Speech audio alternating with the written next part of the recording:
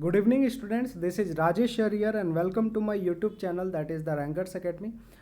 आज हम लोग क्लास 12 सॉलिड स्टेट का लेक्चर नंबर 4 शुरू करने वाले हैं, जिसमें हमारा सबसे जो फर्स्ट टॉपिक है वो है formula of compounds and number of wides field. ठीक है कि कोई भी अगर आपको ऐसा, इससे क्या होता है ना, ये जो टॉपिक है ये टॉपिक से जैक में नहीं सीबीएसई में बहुत ज़्यादा क्वेश्चंस पूछा जाता है।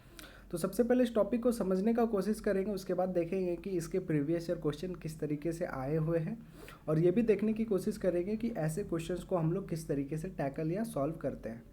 तो आपको है topic formula of compounds and number of words field. होता क्या है, देखो आपको सिंपली बता देते हैं। इसमें क्या होगा ना कि आपको क्वेश्चन में ऐसा देगा कि कोई कंपाउंड दे देगा, बोलेगा जिसमें दो एलिमेंट है ए बी या एक्स वाई या एम एन, कोई भी दो एलिमेंट का नाम कुछ भी दे देगा। उसमें दोनों एटम का अलग अलग पोजीशन बताएगा कि एटम एक्स जो है यहाँ पर प्रेजेंट है, एटम वाई जो है वो वहाँ पर प्रेजेंट है। आप फॉर्मूला ऑफ कंपाउंड बताओ। ठीक है, तो इसी टॉपिक को बोलते हैं formula of compound and number of words field. तो सबसे पहले टिप्स एंड ट्रिक्स देख लेते हैं कि ऐसे क्वेश्चंस को सॉल्व करने के लिए हमें क्या याद रखना पड़ता है।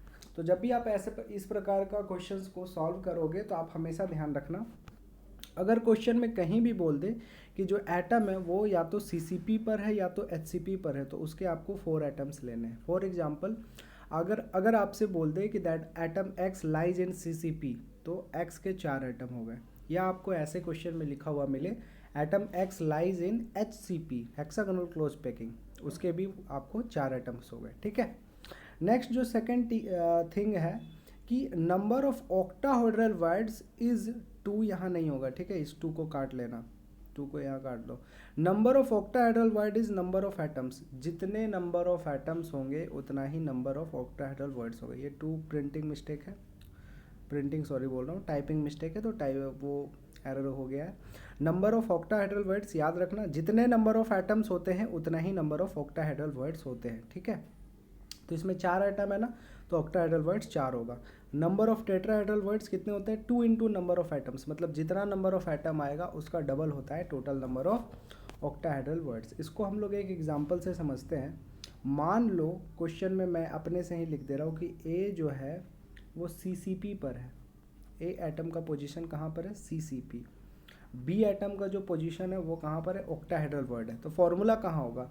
तो ए एटम सीसीपी पे है, तो मैंने बताया ना, जो भी कोई भी पार्टिकल सीसीपी पे रहे तो टोटल नंबर ऑफ एटम्स कितने होते हैं? 4। और बी ऑक्टाहेड्रल वर्ड्स है। आपको अभी बताया गया कि जितना भी एटम्स होता है नंबर ऑफ, उतना ही ऑक्टाहेड्रल वर्ड्स होते हैं। तो बी कितने हो जाएंगे? 4। तो इसका फॉर्मूला क्या हो गया? ऐसे लिखते हैं A4 B4।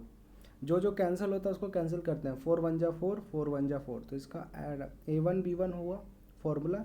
इसको हम लोग AB लिखते हैं। ठीक है, तो ये लिखने की तरीका होगा। तो ये आपको ध्यान रखना है कि अगर सीसीपी दे दे या एचसीपी दे दे, आपको टोटल एटम्स कितने लेने हैं? 4 लेने हैं। दूसरा चीज़ आपको क्या ध्यान रखना है कि total number of tetrahedral words हमेशा डबल होता है टोटल नंबर ऑफ एटम्स के, और total number of octahedral words हमेशा टोटल नंबर ऑफ एटम्स के इक्वल होता है। तो चलिए हम लोग क्वेश्चन को सॉल्व करते हैं। क्वेश्चन में आपका क्या बोल रहा है कि अ compound is formed by 2 elements. Compound जो है वो 2 एलिमेंट से बना हुआ है। चलो देखते हैं कौन कौन। A compound is formed by 2 elements X and Y, तो हम एक जगह एक्स लिख लेते हैं और दूसरे जगह वाई लिख लेते हैं। एटम्स ऑफ एलिमेंट वाई जो एनायन है मेक सीसीपी, मतलब एटम एक्स कहाँ पर है? सीसीपी स्ट्रक्चर पर है।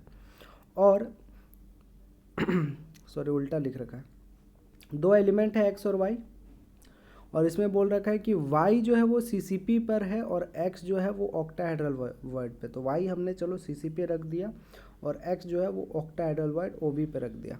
तो हमने अभी पढ़ा है कि जब भी CCP आएगा तो टोटल नंबर ऑफ एटम्स 4 लेंगे, और ऑक्टाहेड्रल वर्ड जितना नंबर ऑफ एटम्स होता है उसके इक्वल होता है। 4 हो गया है ना, तो इसका फॉर्मूला क्या हो जाएगा? x का 4, y का भी 4, कैंसिल कर रहा है, हो जाता है 4 1 जा 4, 4 1 जा 4। तो इसका फॉर्मूला x1 y1 हुआ, जिसको हम लोग xy लिखते हैं।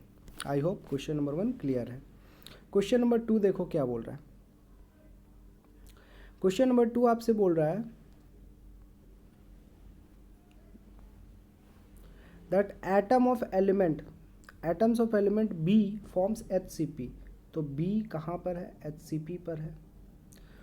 And A occupy 2/3 of tetrahedral void. तो ए कहाँ पर है, 2/3 ऑफ टेट्राहेड्रल वॉइड्स पर है। फॉर्मूला बताना है हमको ए और बी का। HCP पे है तो टोटल एटम कितना हो जाएगा 4 और ये 2/3। टेट्राहेड्रल वॉइड अगर 4 एटम है तो ऑक्टाहेड्रल वॉइड 4 होगा और टेट्राहेड्रल वॉइड उसका डबल 8 हो जाएगा, है ना। तो बी कितना हो गया, बी जो है वो हो गया 4 और ए कितना हो गया, ये हो गया 2 8 जा 16/3। जब भी ऐसा आपको आ जाए, बटा में आ जाए, फ्रैक्शन में आ जाए किसी का नंबर ऑफ एटम्स, तो आपको फ्रैक्शन को हटाना पड़ेगा। तो फ्रैक्शन को हटाने के लिए क्या कर सकते हैं, इसको भी 3 से मल्टीप्लाई करेंगे और इसको भी 3 से मल्टीप्लाई करेंगे, ठीक है।